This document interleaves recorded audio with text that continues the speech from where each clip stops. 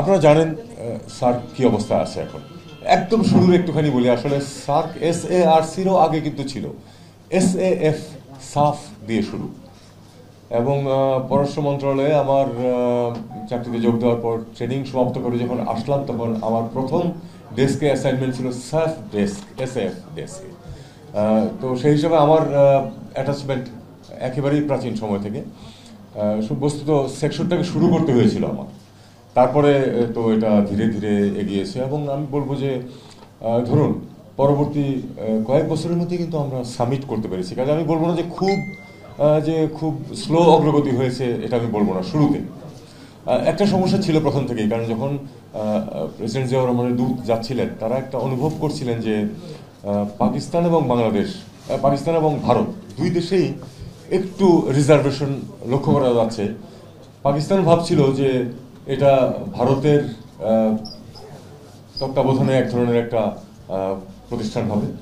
ভারত ভাবছিল যে চারপাশের যে ছোট দেশগুলি তারা গ্যাং আপ করছে, তাদের বিরুদ্ধে সম্ভাবনা আছে একটা, এই ধরনের একটা সন্দেহ উভয় পক্ষের মনে ছিল। কিন্তু আমার মনে হয় সঠিক কূটনীতির মাধ্যমে সেই তাদের যে মনে যে দ্বিধাদ্বন্দ্বটা ছিল সেটাকে দূর করা সম্ভব হয়েছিল।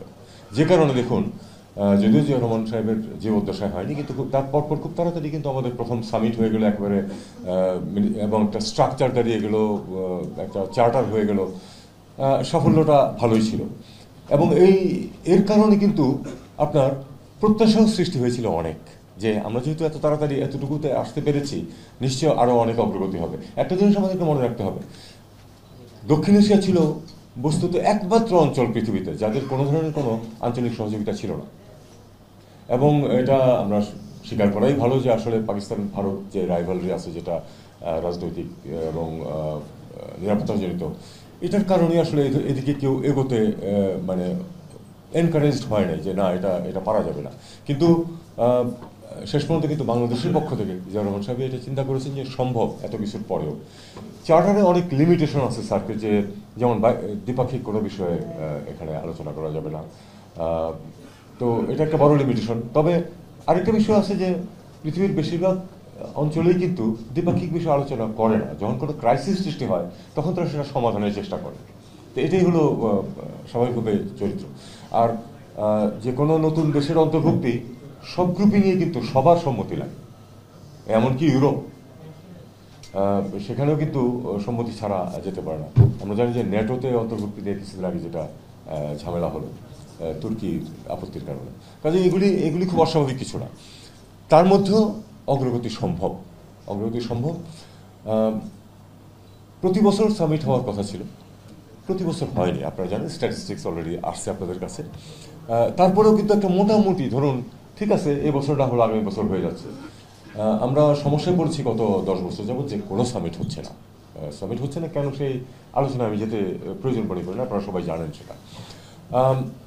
সামিটে সব সমস্যার সমাধান হয়ে যায়, আঞ্চলিক সমস্যা, তা কিন্তু নয়। কিন্তু একটা বিরাট সুবিধা আছে এই যে শীর্ষ বৈঠকে যেটা হয়, সব রাষ্ট্র বা সরকার প্রধান একসাথে হন এবং সাইড লাইনে প্রচুর মিটিং হয়। আমি ব্যক্তিগতভাবে মনে করি সার্কের ক্ষেত্রে অন্তত এই সার্কের নিজস্ব যে বিষয়গুলো, সেগুলোর বাইরে একটা বিরাট সুবিধা ছিল কিন্তু এই পারস্পরিক মেলামেশা। বিশেষ করে সব দেশের সাথে সব দেশের তো সম্পর্ক অতটা ভালো না, কাজেই দ্বিপাক্ষিক ভিত্তিতে হয়তো সেখানে আদান প্রদান হচ্ছে না। কিন্তু যেটা হতো যে সার্ক সামিটে গিয়ে তারা প্রত্যেকের সাথে দেখা করতেন। ঠিক আছে, সমস্যা আছে, তার কিছু তো অন্তত সেটাকে স্তীমিত করার ব্যবস্থা, সমাধান না হোক অন্তত ফ্লেয়ার আপ না করে, সেক্ষেত্রে এই যে মিথস্ক্রিয়াটা হতো সবগুলো দেশের মধ্যে, আপনি চিন্তা করুন 8টা দেশ ইন্টু 56টা মিটিং কিন্তু হয়ে যেত। তো এইটা খুব কাজে লাগতো। সেটা থেকে আমরা বঞ্চিত হচ্ছে। আমি মনে করি যে 10 বছরে আমাদের এই অঞ্চলের জন্য বড় ক্ষতি হয়েছে ওটাই, যে আমাদের রাষ্ট্র বা সরকার প্রধানদের মধ্যে দেখা সাক্ষাৎ একেবারেই হচ্ছে না। সব কিছুর পরেও দেখা সাক্ষাৎ হলে, আমাদের আগের যারা বলেছেন আমার আগে, তারাও এটা বলেছেন যে সব কিছুর পরেও দেখা সাক্ষাৎ হলে এক ধরনের একটা বন্ধুত্বের বাতাবরণ সৃষ্টি হয়। এই জিনিসটা থেকে আমরা বঞ্চিত হয়েছি। এখন হয়েছি তো, এখন সামনে তাহলে কী হবে? একটা দীর্ঘ সময় ধরে যে কোনো সামিট হচ্ছে না, এবং সত্যিকার অর্থে কোনো সামিট না, শুধু মন্ত্রী পর্যায়ের সভা হচ্ছে না, পররাষ্ট্র সচিব পর্যায়ের যে স্ট্যান্ডিং কমিটি সেটা সভাও কিন্তু হচ্ছে না। কাজেই শুধুমাত্র টেকনিক্যাল কমিটিগুলো এবং সচিবালয় কাজ করছে যেটুকু তাদের পক্ষে সম্ভব। অর্থাৎ দেখুন, এর মধ্যে দুজন সার্ক সেক্রেটারি জেনারেল কাজ, দুজন বা তিনজন কাজ শুরু করেছেন, শেষ করেছেন, তারা একটি সামিটও কিন্তু করতে পারেননি, একটি মিনিস্ট্রিয়াল মিটিংও করতে পারেনি। এটা তাদের জন্য এক ধরনের দুঃখজনক এবং সব দেশের জন্যই এটা একটা খারাপ বিষয়। মুচকুন দুবের নাম আপনারা সবাই প্রায় জানেন। মুচকুন দুবে ভারতের ওখানে হাইকমিশনার ছিলেন, পরে পররাষ্ট্র সচিব ছিলেন, এবং মুচকুন দুবে কিন্তু আমার জেনারেল বিচারে উনি আঞ্চলিক যে একটা স্বার্থ সংশ্লিষ্ট বিষয় এগুলিতে তিনি খুব পজিটিভ ছিলেন।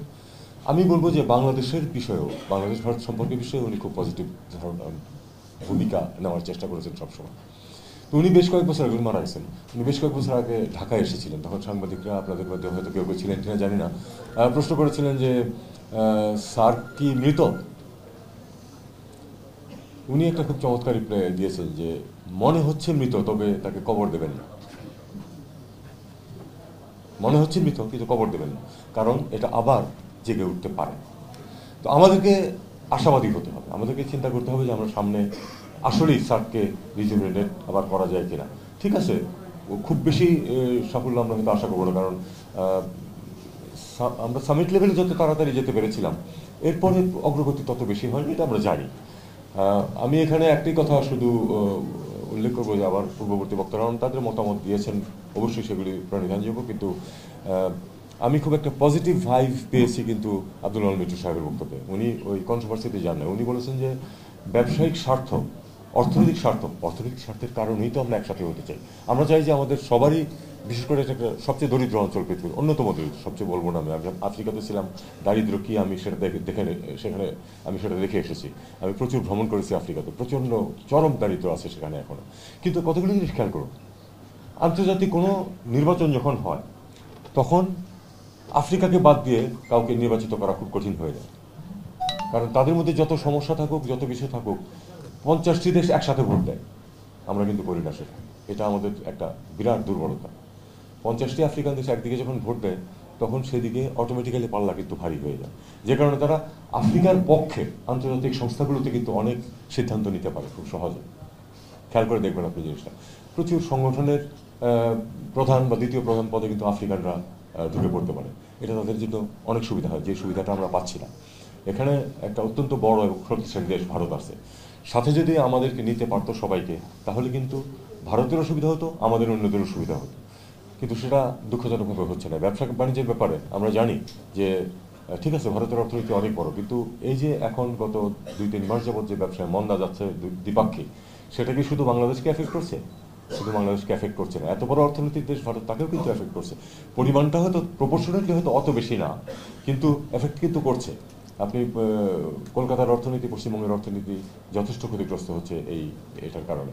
এটা আমরা আশা করব যে এই অচলাবস্থা আমরা কাটিয়ে উঠতে পারবো। অচলাবস্থা কাটিয়ে ওঠার জন্য সবচেয়ে গুরুত্বপূর্ণ হচ্ছে আপনার পারস্পরিক যেই যোগাযোগ স্থাপন, দেখা সাক্ষাৎ, এটা হলো সবচেয়ে গুরুত্বপূর্ণ। আপনারা জানেন যে আগামীকাল এখানে ভারতের পররাষ্ট্র সচিব আসছেন, আমাদের পররাষ্ট্র সচিবের সাথে আলাপ করবেন। এটা কিন্তু একটা স্ট্যান্ডিং মেকানিজম, এটা অস্বাভাবিক কিছু না। প্রতি বছর একজন যান ওপাশে, পরের বছর ওপাশ থেকে একজন আসেন পররাষ্ট্র সচিব পর্যায়ে।